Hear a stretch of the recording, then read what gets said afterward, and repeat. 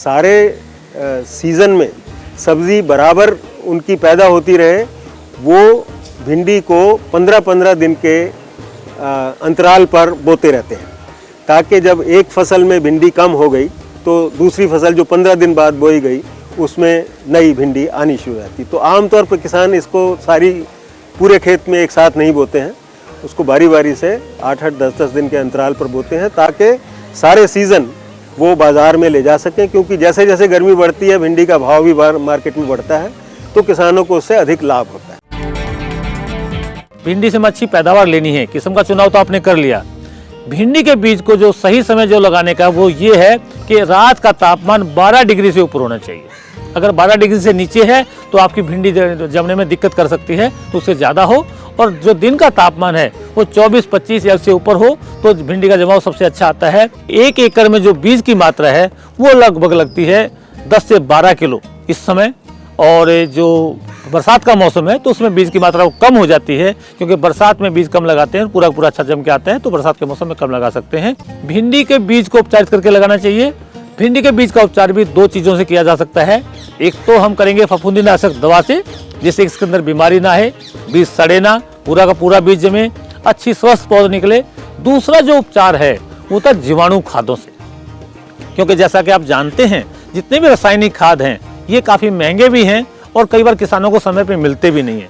लेकिन जीवाणु खाद सस्ते होने के साथ साथ में कम मात्रा में लगते हैं और ये पूरी फसल में हमारे काफ़ी लाभ देते हैं और मिट्टी को भी काफ़ी अच्छा कर देते हैं। तो भिंडी के बीज को 1 एकड़ का जो बीज है उसको उपचारित करना 2 जीवाणु खादों से। एक तो PSB, इनके फास्फोरस सोलुबलाइजर बैक्टीरिया, जिसको कहते हैं फास्फोरस घुलनशील जीवाणु का टीका, और दूसरा जो टीका है वो है एजोटोबैक्टर का। ये अगर 2 टीके हम लगाएंगे तो हमारी जो भिंडी की फसल है बहुत अच्छी आएगी और इसमें जो नाइट्रोजन की मात्रा, फास्फोरस की मात्रा वो लगभग 20 से 25 किलो प्रति हेक्टेयर बच जाएगी, फसल अच्छी आएगी। इसकी बिजाई के समय बीज को बाविस्टिन नामक केमिकल से ट्रीट करना अच्छा रहता है, क्योंकि उससे जो फंगस की बीमारियां हैं जो इसको लग सकती हैं उपजते समय वो नहीं लग पाती हैं और पौधा फिर जल्दी बढ़ जाता है। और आमतौर पर भिंडी में 25 से लेकर 30 दिन में ही फल आना शुरू हो जाता है, दूसरे तीसरे पत्ते के निकलते ही फूल आना शुरू हो जाता है। भिंडी की बुआई हमेशा, चाहे गर्मी का मौसम हो चाहे बरसात का मौसम हो, हमेशा डोर के ऊपर करनी चाहिए, प्लेन खेत में नहीं करनी चाहिए। और पानी खाली नाली में लगाना चाहिए और पानी इस प्रकार से लगाना चाहिए कि जड़ों तक पानी पहुंच जाए, ऊपर तक पानी ना रहे, क्योंकि इसमें जितना भी वायु संचार रहेगा, जितना भी हम खरपतवार नियंत्रण कर पाएंगे, उतनी हमें अच्छी पैदावार मिलेगी। जो जायद में फसलें बोई जाती हैं उनमें भिंडी ही एक ऐसी फसल है जो हल के पीछे बोना आसान माना जाता है, बजाय इसके कि और किसी विधि से इसको बोया जाए। तो इसको सीड ड्रिल से भी बोया जा सकता है और उसके लिए 20 किलो प्रति एकड़ बीज इस्तेमाल किया जाता है।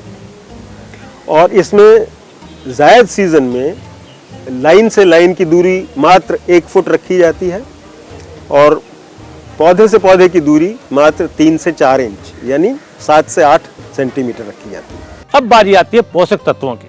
भिंडी को कई सारे पोषक तत्वों की आवश्यकता पड़ेगी जिससे आपको अच्छी फसल मिले। उसमें सबसे महत्वपूर्ण बात यह है कि अगर खाद का जो मात्रा जो निर्धारित होती है वो निर्धारित होती है मिट्टी की जांच के अनुसार।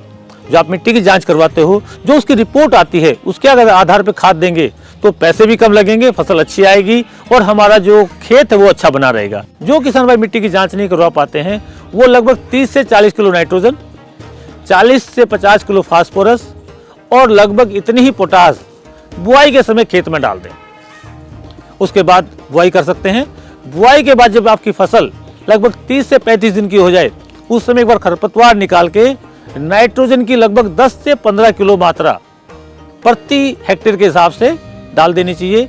इसके बाद जितने बार आप तुड़ाई शुरू करेंगे उसके बाद हर तुड़ाई के बाद में 10 से 12 किलोग्राम नाइट्रोजन की मात्रा अगर आप डाल देंगे तो आपका खाद कम लगेगा, पैदावार ज़्यादा मिलेगी। कई बार जो विषाणु रोग हैं वो काफ़ी नुकसान पहुंचाते हैं। विषाणु रोग जो आते हैं वो एक सफ़ेद मक्खी के कारण आते हैं और वो आते हैं वो निर्भर करेंगे हमारे मौसम पे और किस प्रकार से हम जल प्रबंधन करते हैं। जल प्रबंधन हमारे इस प्रकार से होना चाहिए कि खेत में कम से कम पानी खड़ा रहे और भिंडी के पौधे को सही समय पे सही मात्रा में पानी मिल जाए। सिंचाई को जो सही समय है या तो सुबह करनी चाहिए या शाम को करनी चाहिए। दोपहर को सिंचाई करना आपको अवॉइड करना है, नहीं करनी है, क्योंकि उस समय अगर सिंचाई करते हैं तो पूरा लाभ नहीं मिल पाता है। भारत सरकार काफ़ी मात्रा में पानी को बचाने के लिए टपक सिंचाई विधि का बढ़ावा दे रही है।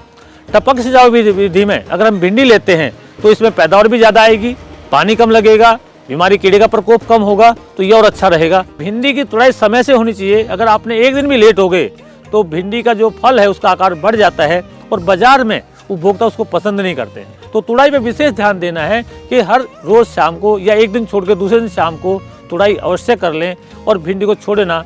अगर भिंडी बड़ी भी हो गई है तो पेड़ पे नहीं छोड़नी है, उसको तोड़ के नष्ट कर दें, अन्यथा जो आगे जो भिंडी लगेगी वो उनको प्रभावित कर सकती है। देखिए ग्रीन टीवी यूट्यूब पर भी, बस सब्सक्राइब करें और बेल आइकन दबाएं।